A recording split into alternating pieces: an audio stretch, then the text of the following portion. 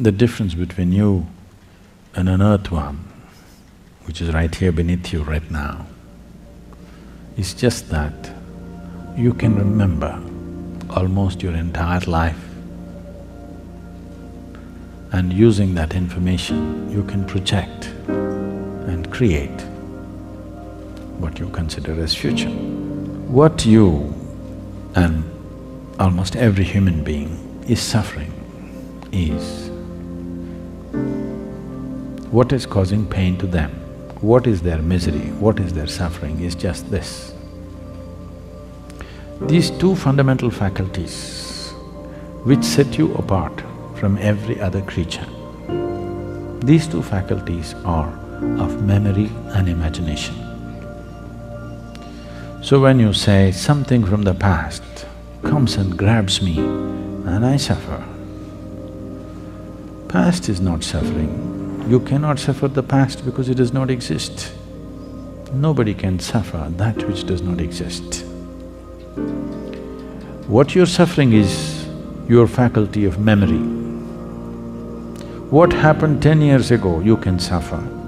What may happen day after tomorrow, you can already suffer. This does not mean that you're suffering an yesterday or a tomorrow, that's out of question. What you're suffering is your memory and your imagination. If we take away half your brain, I think you'll do quite fine. What you're asking for is an evolutionary downgrade. If I made you at least a monkey, if not an earthworm, you would be quite happy, kitch, kitch, kitch, kitch, kitch, kitch. Today you got the mango. Yesterday what happened? You're not bothered. So essentially you're asking for an evolutionary downgrade. Tell me how much we need to turn you back, accordingly that much of your brain will have removed. We have doctors in ashram, you know.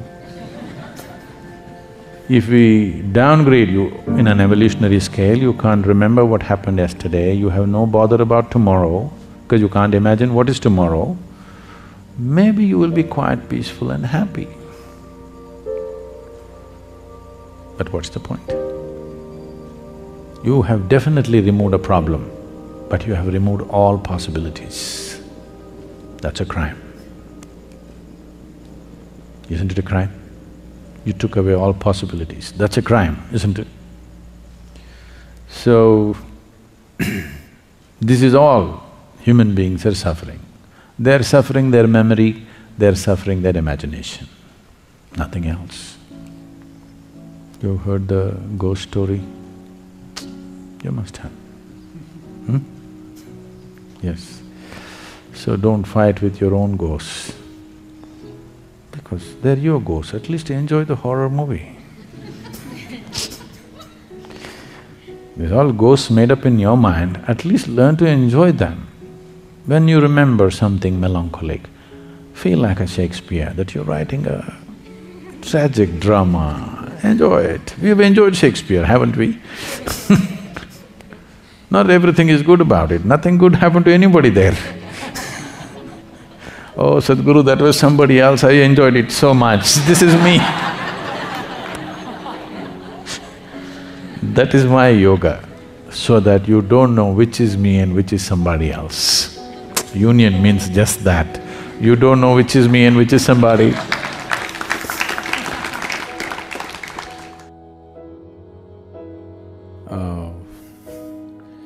What is the goal of human life?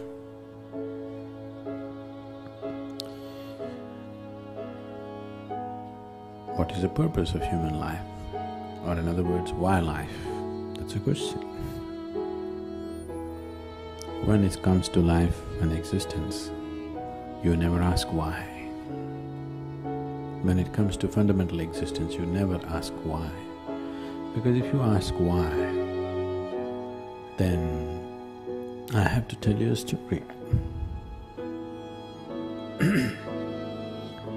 When I say a story, even if it's a real story, a real story, whatever I speak If it is not in your experience, it is just a story. The only option that you have is either you believe me or you disbelieve me, yes? If you believe me, it doesn't get you any closer to truth. If you disbelieve me, it doesn't get you at all. So, you never ask why. Right now, you're here with life. Why such a question has come? What is the goal of life? Because the process is not enough, isn't it? Yes? The process of life is not enough somehow. Suppose you were bursting with ecstasy every moment of your life, such a question would never come. What is the goal of life? Because to live is the goal of life. To live and to live totally. To live totally does not mean party every night. To live totally means when you are here, you must experience all aspects of life and go. Whatever this is, every aspect of what this is must come into your experience before you fall dead, isn't it so? Yes? This must happen, isn't it so, for every human being? Or do you want to just experience 10% of you and go away? You must experience what this life is totally, isn't it? Before you go, you must experience this. If you do experience that, then such questions will never arise in your mind because that's not the way existence is. Logically, your question is very correct. Okay, I'm living here, what is the goal of my life? If I tell you the goal of your life is you must attain to God, so we are making lots of assumptions, isn't it? We are making assumptions about various things which are not yet in our experience, isn't it?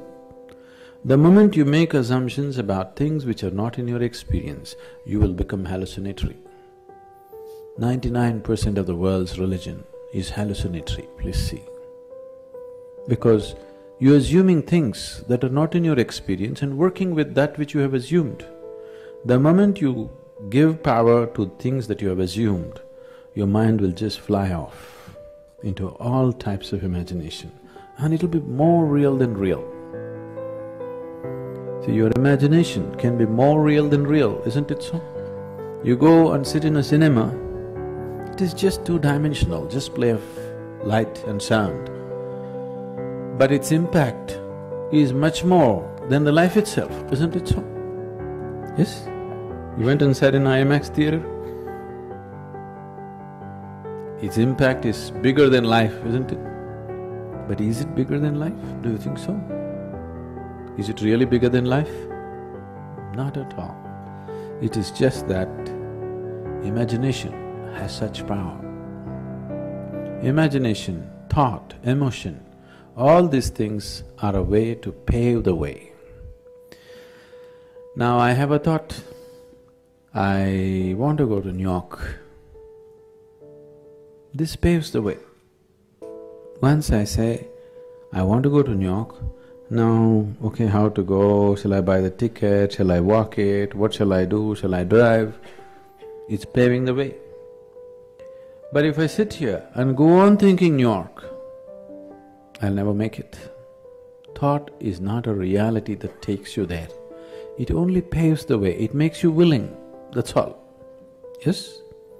Thought and emotion only makes you willing, it's never the real thing. But once you start giving too much significance to your thought and emotion, it starts seeming like as if it's the real thing. More real than the real. What you're thinking in your head is more real than what's around you, isn't it so? Yes?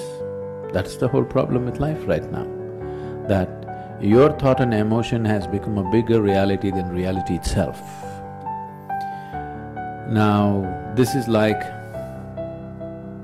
if you go probably in the countryside, there'll be… what do you call them? We call them handpost. What do you call them here? A handpost? What do you call it? Something… a marker? A signpost, okay. So, these are called handposts usually because they used to be made like hands at one time, like this it used to be. Have you seen them? Like this, it says this way to New York. So, you go and sit on this and you think you're in New York. That's not New York, isn't it? So, thought is only a signpost. It points you in the direction you want to go, but it never takes you there, it cannot take you there.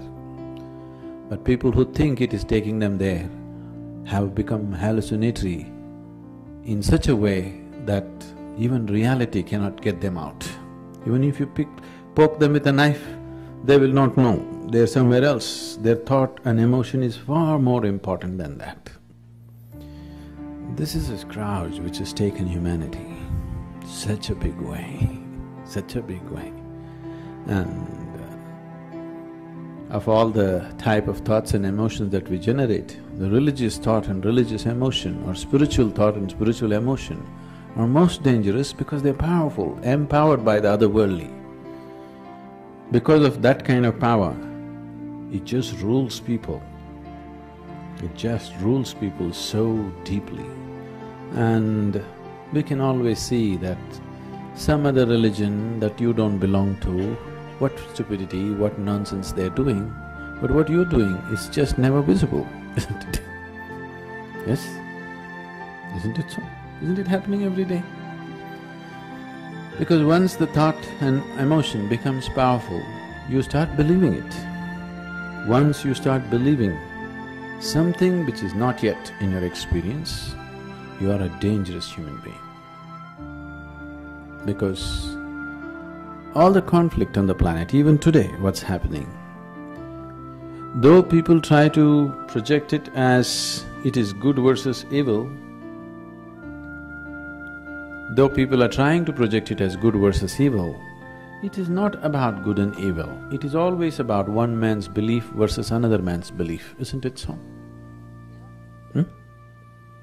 Always between one man's belief and another man's belief. Why can't we be sincere enough to simply see whatever we do not know as we do not know? What is the problem? This is the biggest human problem. They can't see that they don't know. They have to bullshit themselves all the time. And this is not a joke. This is a terrible tragedy on the planet, isn't it? This is not a joke, this is not a simple thing. It has cost phenomenally for human life on this planet, phenomenally, and still continuing to cost. But what we think and feel is so important, isn't it? So, what is the goal?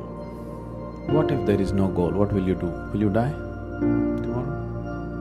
Suppose there is no goal. What to do? You want to die? Isn't it wonderful? There's nowhere to go. Yes?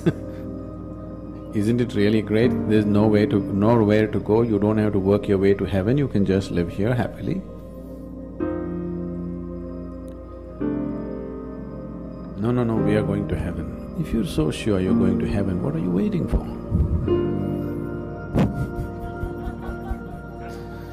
If you're so dead sure you're anyway going to heaven, what are you waiting for? I can't understand the logic. Huh? Waiting for the ticket. All you have to do is go and cut your throat in front of the temple. You understand? Whichever is your favorite temple, it'll happen. People 100% believe after I die, I will go to the lap of God. If you're going to the lap of God, you should not delay it. Really?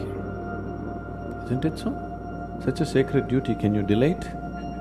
You must go today, not even tomorrow. No, you want to live long. So why are you postponing such a wonderful opportunity? That's because you're full of bull. You tell yourself things which are not yet a reality for you. I'm not questioning whether these things exist, not exist, but it's not yet a reality for you. If you talk about things which are not yet a reality for you, to put it very bluntly, it just amounts to lying.